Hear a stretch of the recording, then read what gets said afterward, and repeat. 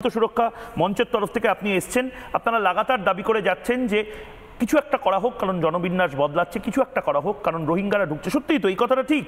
এখানে যারা লিখছেন, সুমন দাসের মতন দর্শক যারা লিখছেন যে এই বাংলাতে এত জায়গাতে বিএসএফ রয়েছে, এত কিছু রয়েছে, ঢাল তলোয়ার সব রয়েছে, রোহিঙ্গা ঢুকবে কেন? আর সত্যিই কি এটা বাস্তব? হিমন্ত বিশ্ব শর্মা যে কথা বলছেন যে একটু একটু করে সীমান্তবর্তী সমস্ত জেলাগুলো বদলাচ্ছে, একদম ঠিকই বলেছেন উনি। কারণ আমরা তো সীমান্ত একটা পুরোটাই আমাদের অরাজনৈতিক আমাদের সংগঠন, আমাদের উদ্দেশ্যই হচ্ছে দেশাত্ম মূল্যবোধকে আমরা তুলে ধরি। সেখানে দেখা যাচ্ছে যে আমরা যখন 0 পয়েন্ট থেকে মানে কাজ করি, যখন যাচ্ছি গ্রামগুলো প্রতিদিন হিন্দু শূন্য হয়ে যাচ্ছে। সেখানে মুসলিমরা তাদেরকে বলপ্রয়োগ করে জমি নিয়ে নিচ্ছে এবং তারা আমরা যখন যাই বর্ডারে, তখন তারা বলছে দিদি আমরা তাহলে এখান থেকে বাড়ি বিক্রি করে চলে যাই। এরকম প্রেশারে আমরা থাকতে পারছি না এবং প্রতিনিয়ত ওখান দিয়ে আসছে। এটা কিন্তু সঠিক ঘটনা। আজকে দাদা বললেন যে সোনারপুর, বারুইপুর, আপনি বসিরহাটেই যান না, 5 বছর আগে বসিরহাটের দুদিকে রাস্তা খালি ছিল, তখন এত জনবসতি ছিল না। এখন সেই জায়গায় দোকান, অটো সব নাম চেঞ্জ হয়ে যাচ্ছে পুরো। মানে ওখানে যে নামগুলো দেখলে আপনি বুঝতে পারবেন কিভাবে তারা চলে আসছে বাংলাদেশ থেকে এসে এখানে অটো কিনে ফেলছে, অটো সার্ভিস ভালো দিচ্ছে, বাড়ি করে ফেলছে। আমাদের হিন্দু পুরো 0 পয়েন্ট থেকে আস্তে আস্তে সরতে সরতে এদিকে চলে আসছে। আমরা বুঝতে পারছি না যে আমাদের সীমান্ত যদি সুরক্ষা না থাকে আমরাও কিন্তু সুরক্ষিত থাকবো না। সেই জায়গায় কিন্তু এখনও মানুষ কিন্তু বুঝতে পারছে না কলকাতায় বসে সীমান্ত কিন্তু বেশি দূর নয়, এখান থেকে কিন্তু সত্যি অনুপ্রবেশ হবে। যদি আপনি একটু খোলসা করে বলেন, মানে ডিটেইলগুলো যদি ডিটেইলস, মানে তারা আসছে প্রথমে একজন আসছে বাংলাদেশ থেকে চলে আসছে একদম। কেন আটকানো? তাদের তো আটকানোর জন্য মানে বিএসএফ আছে। বিএসএফ আছে, বিএসএফ সেই জায়গায় সব জায়গায় নয়, বিএপি আরও বাড়ানো দরকার এবং তাদের যেখানে প্রশাসন আরও সাহায্য করছে আরও তো সুবিধা হচ্ছে তাদের, তারা এসে বসবাস করতে শুরু করে, বাড়ি কিনছে। হ্যাঁ বলুন। আমি বলছি যে এই যে আপনি যে কথাগুলো বললেন, তাহলে সব শুধু সত্যি চিন্তার কথা। আপনার সংগঠন চালাচ্ছেন, আপনি অরাজনৈতিক সংগঠন চালাচ্ছেন, চিন্তার কথা। তাহলে এই দায়িত্বটা মূলত কার? মানে এই দায়িত্বটা মূলত কার? মানে এই প্রতিরক্ষা মূলত দায়িত্বটা আমাদের সবারই। মূলত এই দায়িত্বে আছে কে? কেন্দ্রীয় সরকার। না, কেন্দ্রীয় সরকার কি আমাদের বর্ডারটা কোথায় আছে? একদম ঠিক। আমি অঙ্কে খুব খারাপ, ফেল করতাম। তাহলে অঙ্ক সাবজেক্টটা খারাপ, এটা তো নয়। বিএসএফ ফেল করছে, বাস্তবটা হচ্ছে বিএসএফ ফেল করছে।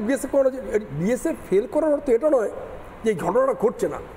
জনবিন্যাস বদলটা, এই যে এই কথাটা বলছেন আপনি, শুধু নন, আমি ঝাড়খণ্ডের একজন বিধায়ক শিবলাল ঘোষ, তিনিও এই কথাটা বলছেন। এটা কি সত্যি বাস্তব না অবাস্তব? একবার শিবলাল ঘোষ বাবু, যিনি বিধায়ক ঝাড়খণ্ডের, তার বক্তব্যটা একবার একটু শুনবো। ঝাড়খণ্ডের বাংলা অধ্যুষিত পশ্চিমবঙ্গের যে বর্ডার এলাকাটা, ফারাক্কার উল্টো দিকটা হচ্ছে আমাদের পাকুড় জেলা, তার পাশে সাহেবগঞ্জ জেলা।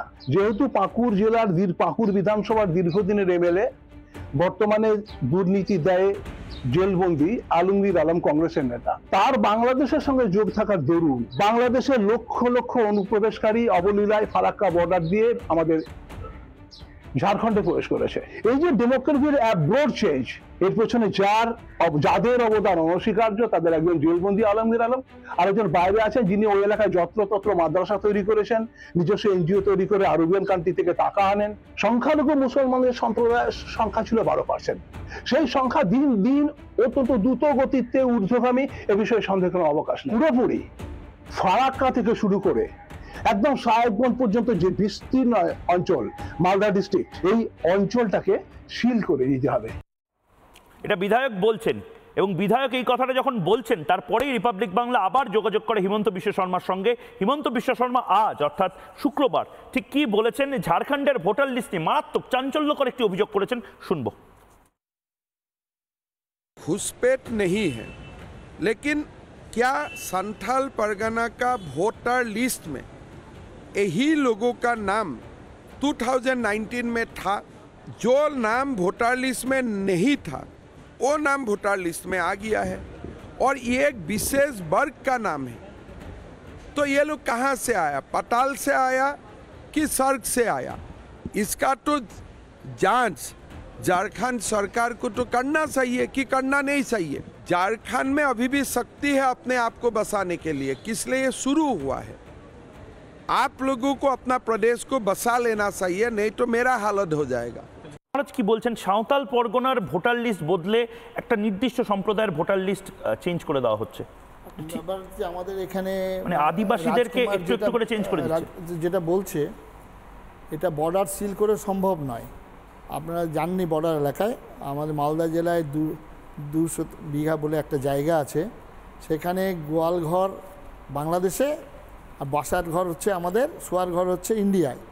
এরকম হিলি এলাকাতে বহু জায়গা আছে যে চিন্তা করা যায় না, সেখানে বিএসএফ দিয়ে কোনোদিনই সম্ভব হবে না।